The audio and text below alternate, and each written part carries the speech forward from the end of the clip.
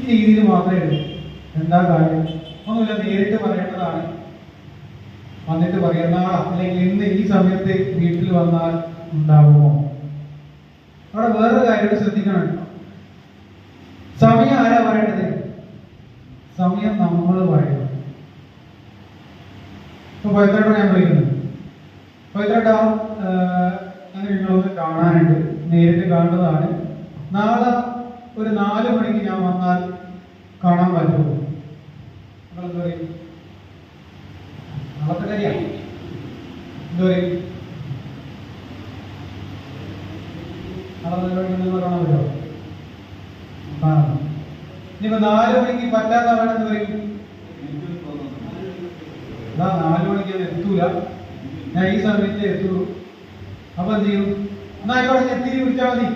സ്വാഭാവികമായിട്ട് പറയണം, ഒരിക്കലും പറയണം. 4 മണിക്ക് എത്തൂല